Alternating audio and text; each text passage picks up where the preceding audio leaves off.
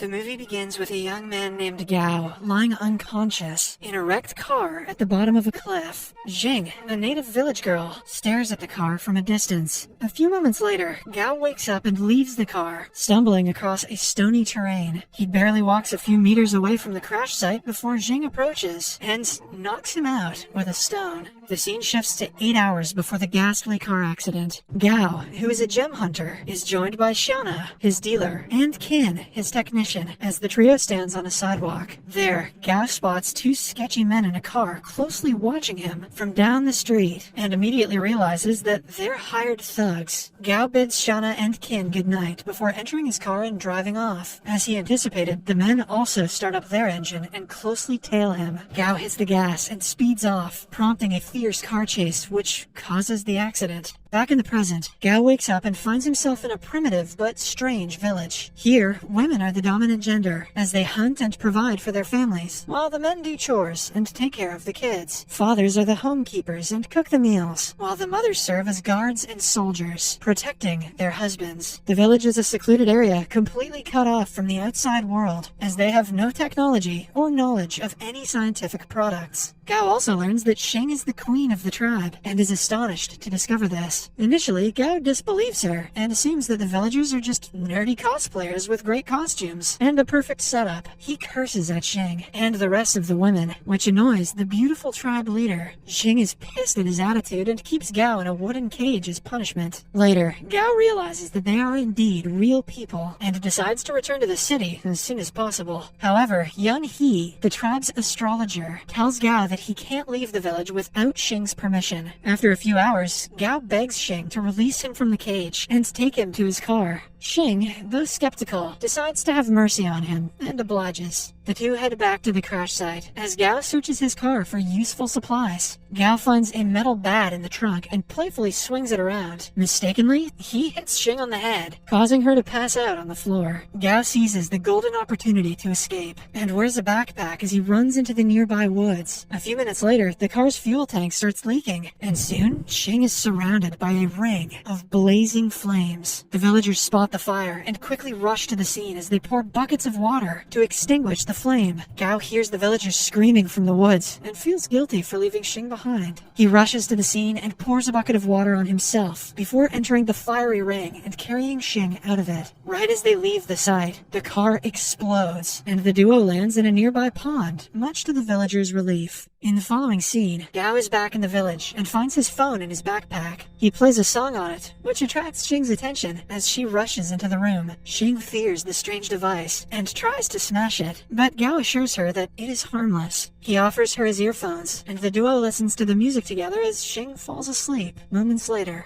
Gao lays a sleeping Xing in bed, after which he frantically searches the room, hoping to find a map that can lead him back to the city. In the room, Gao ecstatically finds a sapphire gemstone and decides to ask Xing about it when she wakes up. The next morning, Xing tells him that the sapphire was a gift from her dead mother. A greedy Gao offers her several items, such as a bowl of instant noodles, a novel, and even his phone, in exchange for the stone. However, Xing refuses to part with the gem, explaining that it is her most prized possession. Gao is disappointed, but resolves to steal the gem instead. Later that day, Xing asks Gao to meet her in an open field at night, so they can watch the stars together. Gao accepts the offer as Xing sheepishly smiles and leaves his shed. That night, the duo lay on the grass and stare at the starry sky. Suddenly, Xing pounces on Gao and tries to remove his clothes, much to his surprise. He throws her off, and the two get into a heated argument. Gao is shocked to discover that in the village, to watch the stars means to have sex. Hence, why Xing pounced on him. Suddenly, Gao sprints to the village to escape, with Xing in hot pursuit. Xing is angry at Gao and imprisons him when they return to the village. Gao explains to Xing that he didn't know the phrase's hidden meaning and took it at face value. He also states that where he comes from, people express their feelings romantically, like confessing their love when it snows. Xing finally understands Gao, but still has him spend the night in the cell while she returns to her shed. Back in the city, Shauna and Qin earnestly search for Gao, to no avail. They check the road where his car swerved off the cliff, but are disappointed to find nothing. Kin uses a drone to search the area, but a magnetic field disrupts the aircraft and causes Kin's monitor to go blank. When the duo return home, they meet Lee Ann, a businesswoman with whom Gao signed a contract. The contract mandates Gao to meet with Lee Ann every 15 days, and failure to do so attracts a 60 million fine. So far, it has been 13 days since his disappearance, so Lee Ann has come to find him. Shauna lies that Gao took a trip to the mountains and will be back soon. Lee Ann is unconvinced, but gives the duo 48 hours to find Gao before she takes action. Back in the village, Xing takes Gao to the woods. Xing confesses her love for him and asks him to marry her as she dumps a bucket of chicken blood on him. Apparently, Xing misheard him last night and thought he said blood instead of snow, as both words sound similar in Chinese. Gao is pissed at her and walks away in frustration, but is caught in a trap shortly after. Gao desperately begs Xing to free him from the trap. However, Xing asks him to accept her wedding proposal before she does this, and a defeated Gao ultimately agrees. On their way back, Gao finds one of the blades of Kin's drone lying in the bushes. Seeing this, he registers that his friends are looking for him and decides to escape from the village as soon as possible. That night, Gao and Xing converse and decide to get married the next day. Gao asks Xing about the village's terrain and learns that there's a secret cave in the forest. He figures that the cave is an exit from the village and plots to use it to escape. Gao also learns that the village has a wine reserve and begs Xing to take him to it. She obliges, and the duo heads to the village's central pantry. Without her knowledge, Gao drops some sleeping pills into the wine barrel as a ploy to knock out all the villagers during their wedding. Later, the couple returns to Gao's room, and Xing offers him her sapphire stone as an early wedding gift. Gao feels guilty, but collects the gem anyway. The following night, the couple has their wedding ceremony and observes the tribe's unique rites as Xing goes down on one knee and confesses her love for Gao. Gao accepts her to be his wife, after which the villagers sing and play a love song as the newlyweds dance in unison. To end the feast, Gao proposes a toast and urges the villagers to drink their respective bowls of wine. The unsuspecting natives swallow the drugged drink, but Gao tosses his away when no one is watching. A few hours later, the villagers all fall asleep, while Gao packs a bag and leaves the village. He goes through the woods and eventually reaches the cave, which connects to the outside world. Determined, Gao enters the dark cave and begins his journey to the city. The next morning, he finally reaches the end of the cave and races to the top of a mountain, smiling as he sees a nearby road. Back at Gao's house, Lee Ann arrives with her men as the 48-hour deadline is almost over. Lee Ann asks Shauna and Kin about Gao's whereabouts, but the duo reveals that they have no idea where he is. Hearing this, Lee Ann offers Shauna a contract that would transfer ownership of the house to her. Shauna refuses to sign the paperwork, but Lee Ann gives her no choice. The businesswoman signals her men to hold the duo hostage, as Shauna is forced to sign the paper with a thumbprint. Fortunately, Gao barges through the front door right in time to stop them. Kin takes advantage of the distraction and swallows the signed contract, while Gao speaks to Lee Ann. Ultimately, the businesswoman leaves the house and promises to keep in touch. When she leaves, Gao freshens up and shares a meal with his friends, who ask where he's been this entire time.